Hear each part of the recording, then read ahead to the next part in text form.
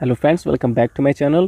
Friends, आज हम आपको बताने वाले हैं आपके सप्लीमेंट्री के सेकंड लेसन यानी कि विस्टास के चैप्टर 2 द टाइगर किंग का हिंदी एक्सप्लेनेशन आपको बताने वाले हैं, जिसको लिखा है कल्कि ने। और वास्तव में इनका जो रियल नेम है वो रामासामी अय्यर कृष्णमूर्ति है और इनका ये पेन नेम है कल्कि। इसी नाम से वो अपनी रचनाएं लिखते हैं। इनका रियल नेम है रामासामी अय्यर कृष्णमूर्ति।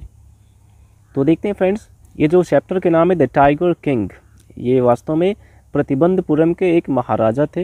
इन्हीं के बारे में यहाँ पे बात हुई है।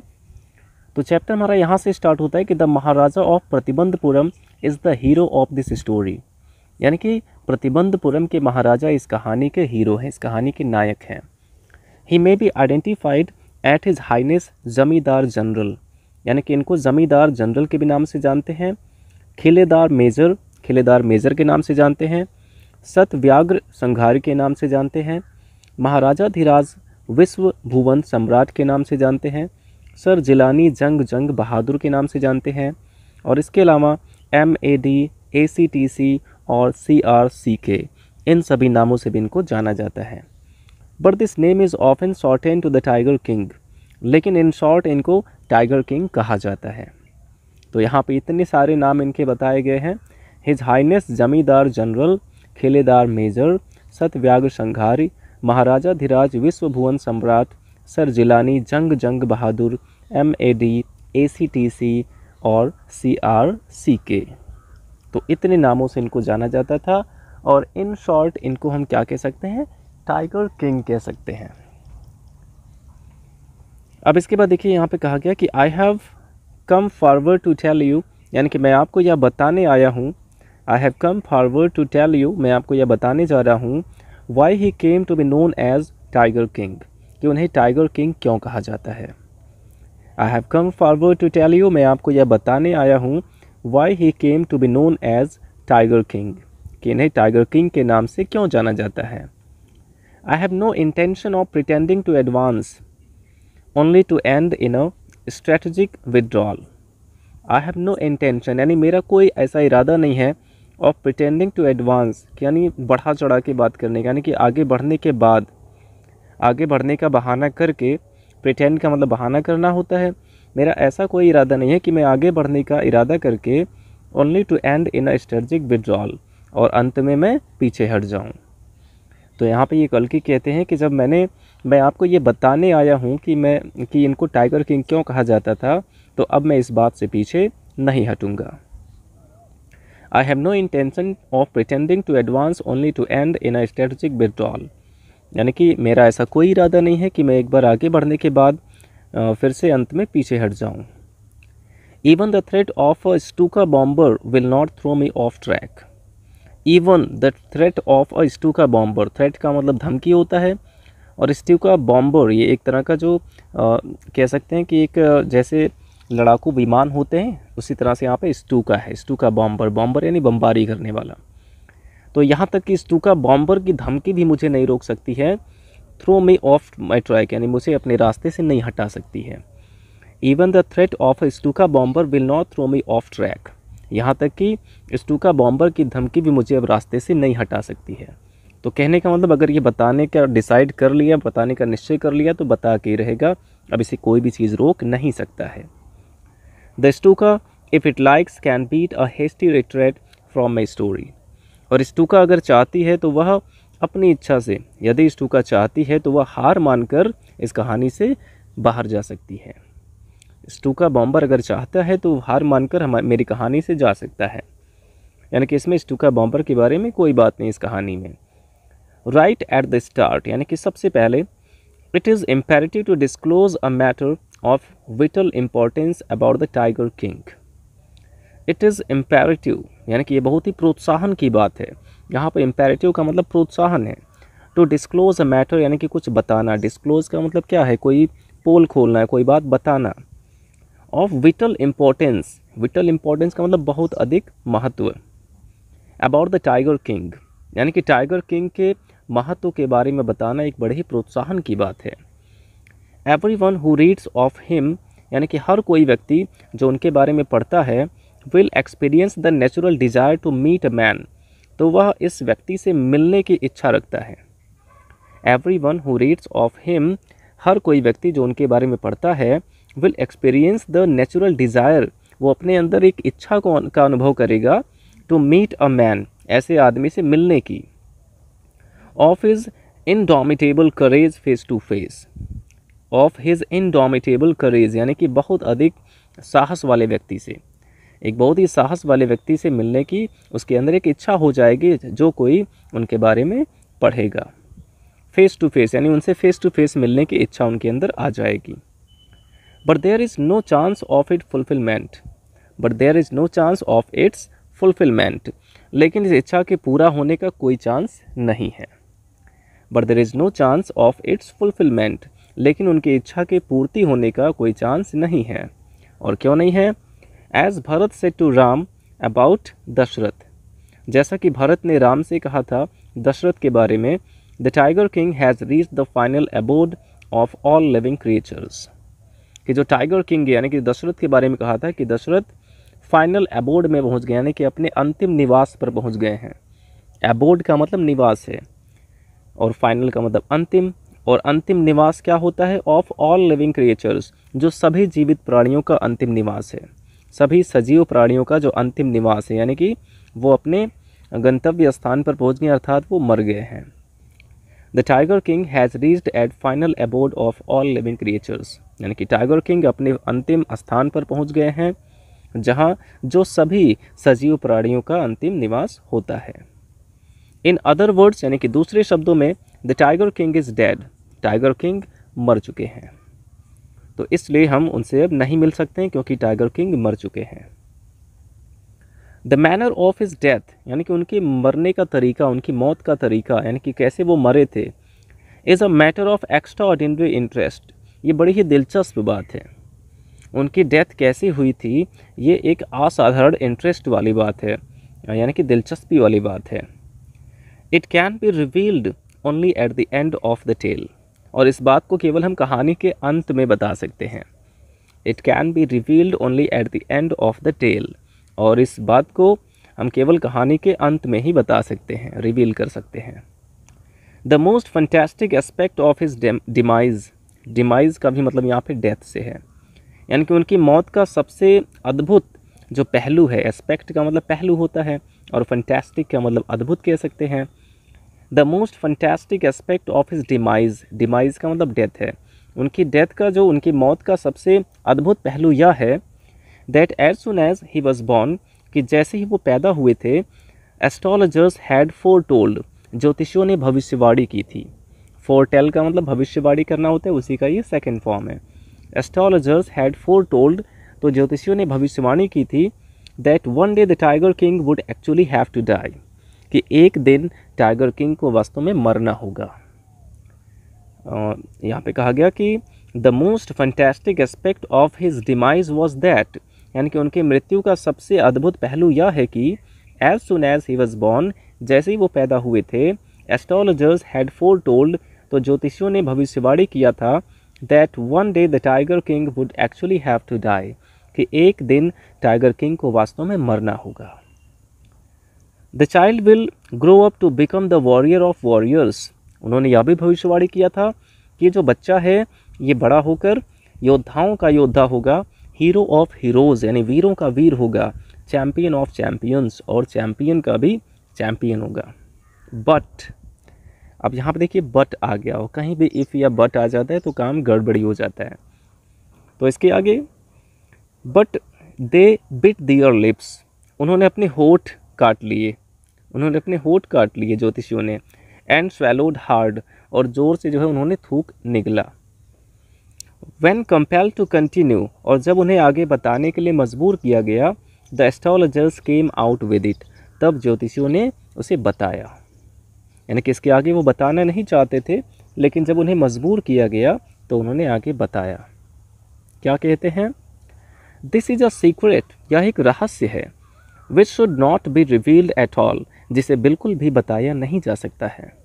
ज्योतिषियों ने कहा दिस इज़ अ सीक्रेट, यह एक रहस्य है, which should not be revealed at all, जिसे बिल्कुल भी बताया नहीं जा सकता है। And yet we are force to speak out, और क्योंकि हमें बताने के लिए मजबूर किया जा रहा है, the child born under this star, तो वो बताते हैं कि ये बच्चा ऐसे ग्रहों में, ऐसे नक्षत्र में पैदा हुआ है। स्टार का मतलब यहाँ पे नक्षत्र कह सकते हैं। The child born under this star, यानी कि बच्चा ऐसे नक्षत्र में पैदा हुआ है, will one day have to meet its death, कि एक दिन ये अपनी मौत से ज़रूर मिलेगा। At that very moment a great miracle took place, और उसी पल एक बड़ा चमत्कार हुआ। टुक प्लेस का मतलब होने से है, और ग्रेट मिरेकल का मतलब एक बड़ा चमत्कार। तो एट दैट वेरी मोमेंट यानी कि उसी पल एक बहुत बड़ा चमत्कार हुआ। कैसा चमत्कार हुआ? An astonishing phrase emerged from the lips of the 10-day old Jilani Jung Jung बहादुर, यानी कि 10 दिन के, केवल 10 दिन के जिलानी जंग जंग बहादुर के होठों से एक आश्चर्यचकित कर देने वाली बात निकली। इमर्ज का मतलब निकलना है, फ्रॉम द लिप्स यानी होठों से, of the 10-day old Jilani यानी केवल 10 दिन के जिलानी के होठों से एक एस्टोनिशिंग यानी कि आश्चर्यचकित कर देने वाली बात निकली। उन्होंने क्या बोला कि ओ वाइज प्रोफेट्स, हे बुद्धिमान साधुओं या फिर हे बुद्धिमान ज्योतिषियों, एवरीवन स्टूड ट्रांसफिक्स्ड इन स्टुपेफैक्शन, यानी कि सभी लोग बिल्कुल स्तब्ध रह गए, बिल्कुल आश्चर्यचकित रह गए। वैसे यहाँ पे ट्रांसफिक्स्ड का मतलब जैसे सुई चुबोना कह सकते हैं, और यहाँ पे स्टुपेफैक्शन का मतलब एकदम आश्चर्यचकित रह जाना। तो सभी लोग बिल्कुल आश्चर्यचकित रह गए। They looked wildly at each other and ब्लिंक्ड, यानी कि वे अजीब तरीके से एक दूसरे को देखने लगे, एंड ब्लिंक्ड और अपनी पलकें झपकाने लगे, यानी कि किसी को विश्वास नहीं हो रहा था कि ये आवाज़ कहाँ से आ रही है। दे लुक्ड वाइल्डली यानी कि वे अजीब तरीके से देख रहे थे, एट ईच अदर यानी एक दूसरे को, एंड ब्लिंक्ड और अपनी पलकें झपका रहे थे। तभी फिर से एक आवाज़ आई, O wise prophets it was I who spoke. वो बच्चा फिर से बोलता है, केवल 10 दिन का बच्चा है, फिर से बोलता है कि हे बुद्धिमान ज्योतिषियों, यह मैं ही हूँ जो बोल रहा हूँ, यानी कि मैं ही बोल रहा हूँ, वो कहता है। This time there were no grounds for doubt, और इस बार संदेह की यहाँ पे कोई बात नहीं थी। This time there were no grounds for doubt, इस बार कोई शक नहीं था। इट वॉज द इन्फांट, यानी कि वह बच्चा ही था, बॉर्न जस्ट 10 days एगो, जो केवल 10 दिन पहले ही पैदा हुआ था। Who had enunciated the word so clearly, जिसने इतने स्पष्ट तरीके से इन बातों को बोला था। तो इट वॉज द इन्फांट, अब बिल्कुल क्लियर हो गया कि वह 10 दिन का बच्चा ही था जो इतने स्पष्ट तरीके से इन बातों को बोला था। यहाँ पे इनंसिएट का मतलब कह सकते हैं इस्टेब्लिश करना, या फिर प्लेस यानी रखना कह सकते हैं, जिसने इतनी क्लियरली अपनी बातें रखी थी। The chief astrologer took off his spectacles, यानी कि जो मुख्य ज्योतिषी था उसने अपना चश्मा निकाला।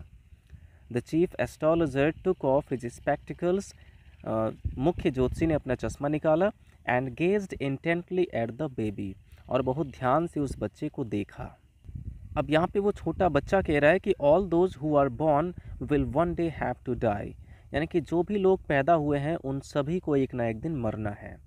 We don't need your predictions to know that, इस बात को जानने के लिए हमें आपके भविष्यवाणी की ज़रूरत नहीं है। वही 10 दिन का छोटा बच्चा कहता है कि all those who are born will one day have to die, यानी कि हमें से सभी लोग, यानी जो भी लोग पैदा हुए हैं, एक ना एक दिन सभी को मरना है। We don't need your prediction to know that, और हमें यह बात जानने के लिए आपके भविष्यवाणी की ज़रूरत नहीं है। There would be some sense in it if you could tell us the manner of that death, यानी कि यदि आप उस मौत का तरीका बता दें कि मृत्यु कैसे होगी, तब आप में कुछ ज्ञान की बात नज़र आएगी। There would be some sense in it, यानी कि आपकी बातों में कुछ ज्ञान की बात नज़र आएगी। If you could tell us the manner of that death, यदि आप उस मौत के तरीके के बारे में बताएंगे। द रॉयल इन्फांट अटर्ड, यानी कि उस शाही बच्चे ने कहा। दीज वर्ड्स, इन बातों को, in the little squeaky voice, यानी कि अपने छोटे पतले आवाज़ में कहा, अपने पतले आवाज़ में कहा। The chief astrologer placed his finger on his nose in wonder, यानी कि मुख्य ज्योतिषी ने आश्चर्य से अपनी उंगली को नाक पर रख लिया, अपनी नाक पर रख लिया।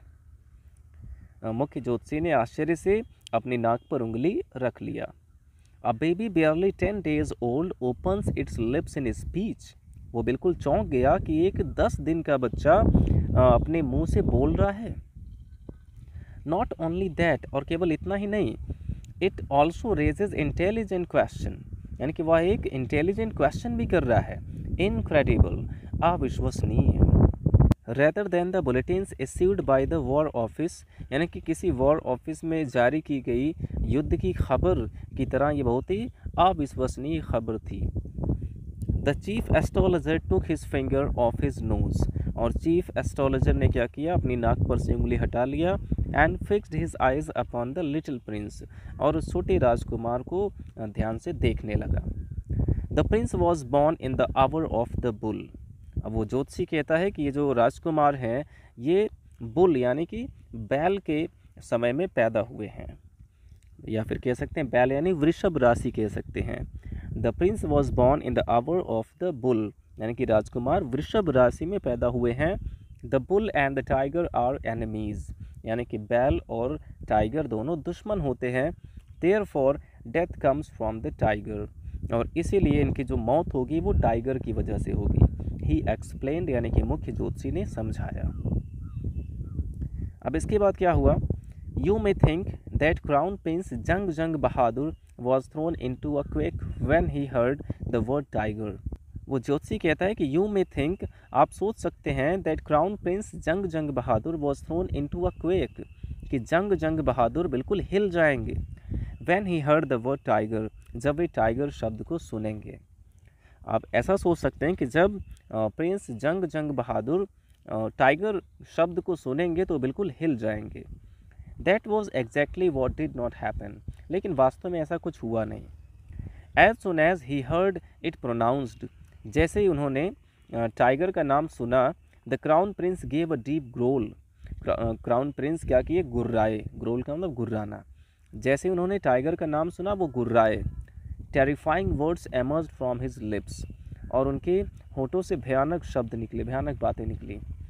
लेट टाइगर्स बिवेयर, वो कहते हैं कि टाइगर्स सावधान हो जाओ, वो सभी टाइगर्स को कहते हैं कि सावधान हो जाओ, यानी कि अब उनको युद्ध के लिए ललकार रहे हैं। अभी 10 दिन का वो बच्चा है, वो कहता है टाइगर्स बिवेयर, यानी कि सभी टाइगर्स तुम लोग सावधान हो जाओ। This account is only a rumour life in Pratibandapuram, rumour rife in Pratibandapuram. Rife का मतलब व्याप्त होता है, व्याप्त होना, होना कह सकते हैं। तो यानी कि ये जो बात थी वो प्रतिबंधपुरम में एक अफवाह की तरह व्याप्त थी। This account is only a rumour rife in Pratibandhapuram, यह बात प्रतिबंधपुरम में एक अफवाह की तरह थी। But with hindsight we may conclude, लेकिन पिछली बातों से हम यह कह सकते हैं, it was based on some truth, कि इसमें कुछ तो सच्चाई है। लेकिन पिछली बातों से हम कह सकते हैं कि इसमें कुछ तो सच्चाई है। हिंड साइट का मतलब पिछली घटित हुई चीज़ें जो हैं। तो यहाँ तक हमारा पार्ट 1 था इसमें। अब हम देखते हैं part 2। Crown prince Jung Bahadur grew taller and stronger day by day, यानी कि क्राउन प्रिंस जंग बहादुर दिन पर दिन लंबे होते गए और स्ट्रांग होते गए, बिल्कुल बलवान होते गए।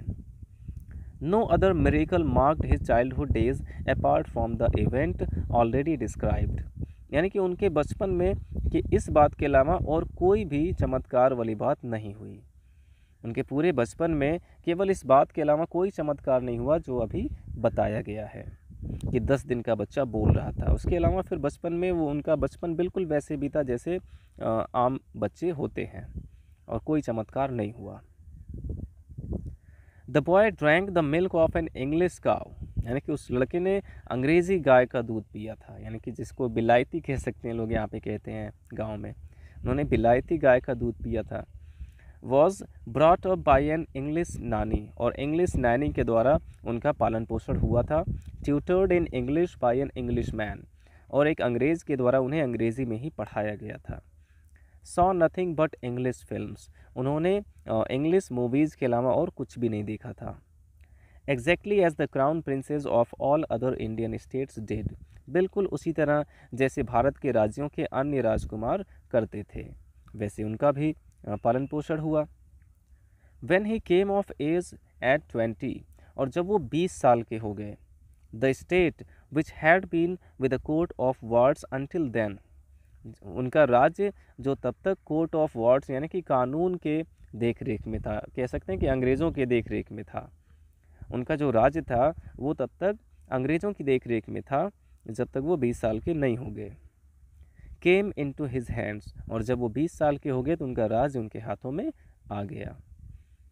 But any one in the kingdom remembered the astrologers prediction, लेकिन राज्य के प्रत्येक व्यक्ति को ज्योतिषी की भविष्यवाणी याद थी।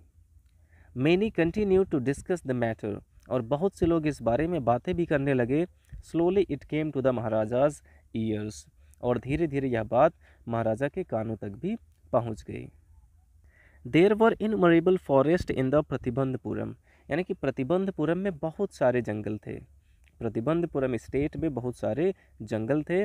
They had tigers in them, और उन सभी जंगलों में टाइगर्स भी थे। The Maharaja new the old saying, यानी कि महाराजा को वो पुरानी कहावत पता थी।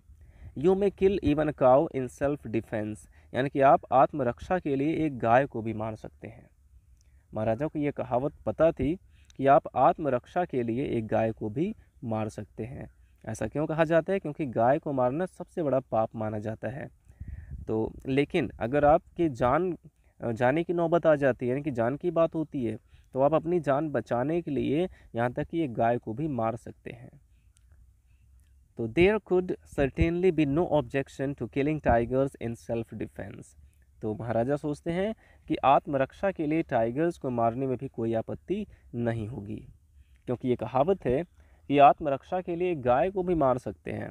इसलिए महाराजा अपनी आत्मरक्षा के लिए टाइगर्स को भी अगर मारते हैं तो इसमें कोई ऑब्जेक्शन नहीं होगी। The Maharaja started out on a tiger Hunt, यानी कि महाराजा टाइगर हंट पे निकल गए, टाइगर के शिकार पे निकल गए।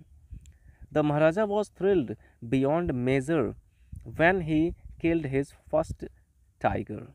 द महाराजा वॉज थ्रिल्ड, यानी कि महाराजा बहुत ही ज़्यादा खुश थे, बहुत ही ज़्यादा एक्साइटेड थे।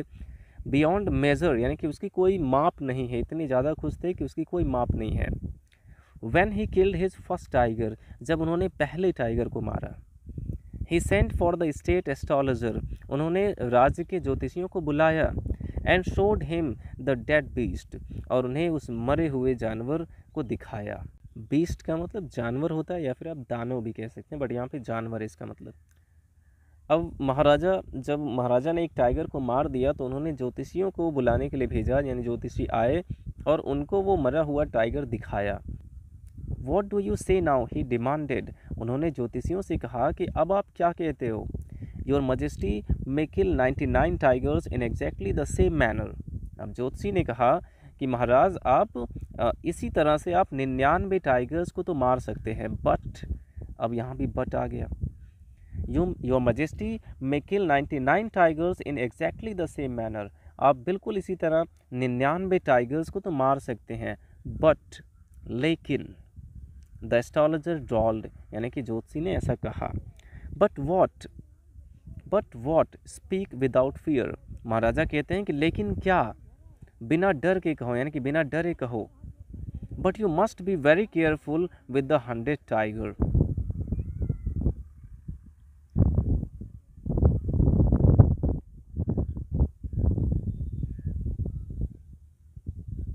तो वो ज्योतिषी कहता है कि but you must be very careful with the 100 tiger, लेकिन आपको 100वें टाइगर से बहुत ही ज़्यादा सावधान रहना होगा।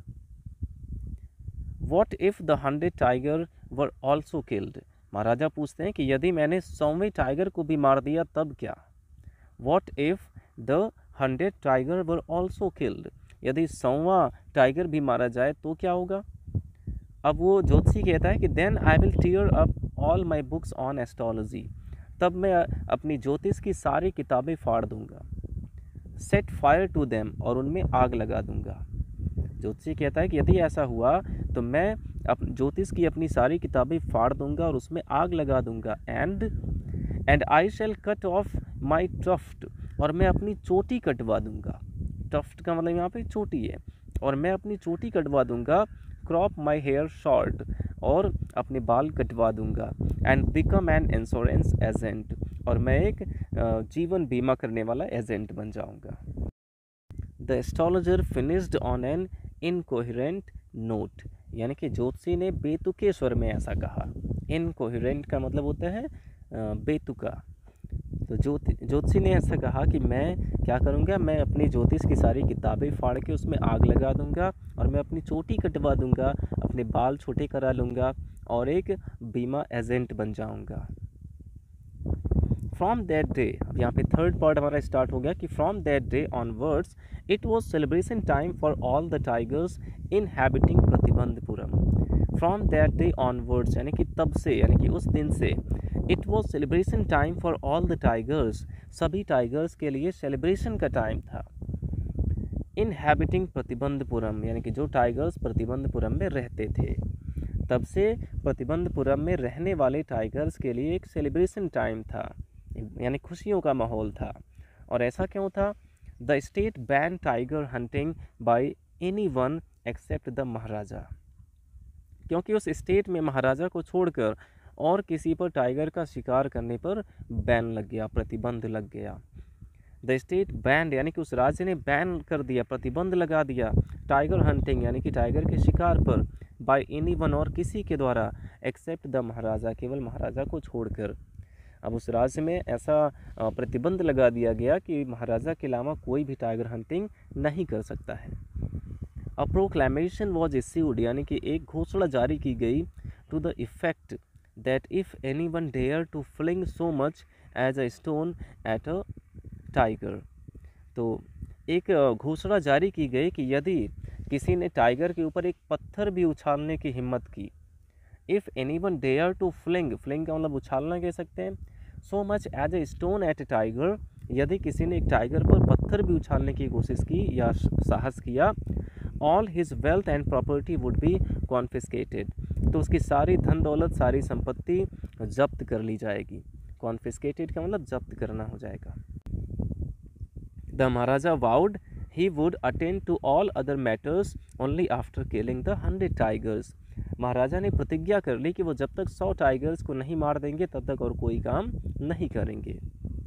Initially the king seemed well set to realise his ambition, और शुरुआत में तो महाराजा अपनी महत्वाकांक्षा पर बिल्कुल अड़े रहे। Not that he face no dangers, ऐसी बात नहीं कि उन्होंने खतरों का सामना नहीं किया। देयर वर टाइम्स यानी ऐसा कई बार हुआ, when the bullet missed it's mark, जब निशाना चूक गया। ऐसा भी कई बार हुआ जब निशाना चूक गया।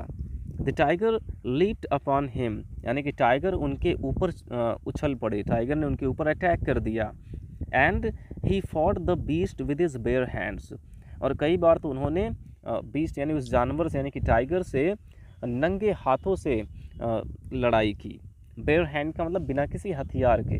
कई बार तो ऐसा हुआ कि उन्होंने उस जानवर से यानी कि टाइगर से बिना किसी हथियार के ही लड़ाई की, अपने हाथों से लड़ाई की।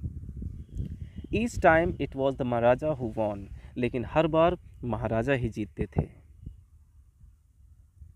Eight another time he was in danger of losing his throne, एक बार तो एट अनदर टाइम यानी दूसरी बार क्या हुआ, he was in danger of losing his throne, उनका सिंहासन जाने का खतरा आ गया।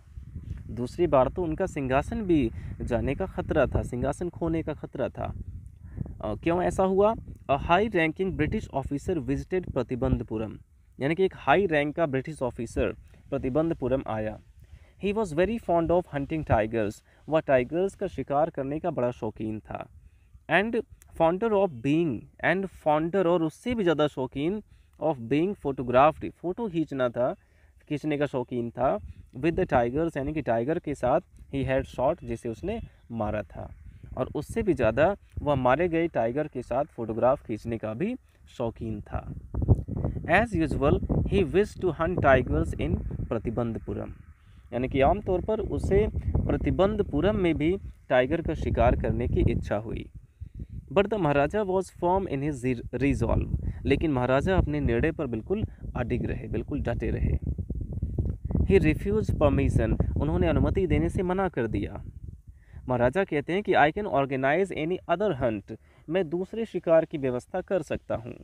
You may go on a boar hunt, यानी कि आप सुअर का शिकार कर सकते हैं, जंगली सुअर का शिकार कर सकते हैं। You may conduct a mouse Hunt, यानी कि आप चूहे का शिकार भी कर सकते हैं। We are ready for a mosquito hunt, और यहाँ तक कि मच्छर के शिकार की व्यवस्था करने के लिए भी तैयार हैं। But tiger hunt that's impossible, लेकिन टाइगर हंट तो बिल्कुल इम्पॉसिबल है। The British officer secretary sent word to the Maharaja, British officer के सेक्रेटरी ने महाराजा के पास एक संदेश भेजा थ्रू द दीवान यानी दीवान के माध्यम से। दैट द दुराई हिमसेल्फ, यहाँ पर देखिए दुराई वर्ड आया है जो वास्तव में ऊंचे अधिकारी को कहा जाता था, तमिल लैंग्वेज में दुराई कहते थे। अब क्योंकि इसके जो राइटर हैं वो भी तमिल के ही हैं, तमिल लैंग्वेज बोलते हैं, इसलिए यहाँ पे दुराई वर्ड का यूज़ किया गया है। द महाराजा थ्रू द दीवान, यानी कि महाराजा के पास दीवान के माध्यम से एक संदेश पहुँचाया ब्रिटिश ऑफिसर के सेक्रेटरी ने। अब क्या संदेश था वो? That the Durai himself did not have to kill the tiger, कि दुराई को खुद टाइगर नहीं मारना है। अगर वो टाइगर मारने की परमिशन नहीं देते हैं तो दुराई को खुद टाइगर नहीं मारना है। The Maharaja could do the actual killing, यानी कि टाइगर को महाराजा ही मार सकते हैं। What was important to the Durai was a photograph of himself, यानी दुराई के लिए केवल उनकी फ़ोटोग्राफ ज़रूरी थी, एक फ़ोटो खींचना ज़रूरी था। होल्डिंग द गन, यानी अपनी गन पकड़कर, and standing over the tigers carcass, यानी कि टाइगर के लाश पर खड़े होकर। उस दुराई के लिए केवल टाइगर की लाश के पास अपना गन दिखाते हुए खड़े होकर फ़ोटो खिंचवाने की इच्छा थी। But the Maharaja would not agree even to this proposal, लेकिन महाराजा इस प्रस्ताव को भी महाराजा ने स्वीकार नहीं किया। इफ़ ही रिलेंटेड नाउ, यदि वे यहाँ पे विनम्र पड़ जाते, रिलेंट का मतलब विनम्र पड़ना कह सकते हैं, ढीला पड़ना, यदि वे यहाँ पे विनम्र पड़ जाते, what would he do if other British officer turned up for tiger hunts, तो यदि अन्य ब्रिटिश ऑफिसर भी टाइगर हंट के लिए आते तब वो क्या करते? Because he prevented a British officer from fulfilling his desire, क्योंकि उन्होंने ब्रिटिश ऑफिसर को अपनी इच्छा पूर्ति करने से रोका था। The Maharaja stood in danger of losing his kingdom itself, इसलिए महाराजा को अपने राज्य को खोने का भी खतरा था, क्योंकि महाराजा ने एक ब्रिटिश ऑफिसर को अपनी इच्छा पूर्ति करने से रोका था, इसलिए महाराजा की कुर्सी जाने का, उनका राज्य जाने का भी खतरा था। The Maharaja and the Dewan held deliberations over this issue, तो डेलिब्रेशन का मतलब विचार विमर्श कह सकते हैं या फिर मंत्रणा कहते हैं। The Maharaja and the Dewan held deliberation over this issue, यानी कि महाराजा और दीवान ने इस समस्या पर विचार विमर्श किया। तो एज ए रिजल्ट, यानी जिसके परिणाम स्वरूप, अ टेलीग्राम वॉज डिस्पैच्ड फोर्थविथ, यानी तुरंत ही एक टेलीग्राम भेजा गया। फोर्थविथ का मतलब तुरंत होता है। और किसके पास भेजा गया? To a famous British company of jewellers in Calcutta, यानी कलकत्ता के एक बहुत ही फेमस जौहरी के पास एक टेलीग्राम भेजा गया। Send samples of expensive diamond rings of different designs, और उस टेलीग्राम में कहा गया था कि अलग अलग डिज़ाइन के हीरे की अंगूठियों के सैंपल भेजिए। Send samples of expensive diamond rings of different designs, यानी कि बहुत ही महंगे, एक्सपेंसिव का मतलब कीमती हीरों के अंगूठे की कई सैंपल्स भेजिए। तो उसमें कहा गया था कि हीरे की अंगूठी के,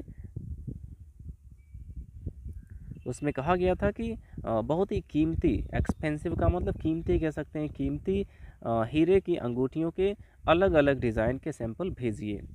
सम 50 रिंग्स अराइव्ड, यानी कुछ 50 अंगूठियाँ पहुँची।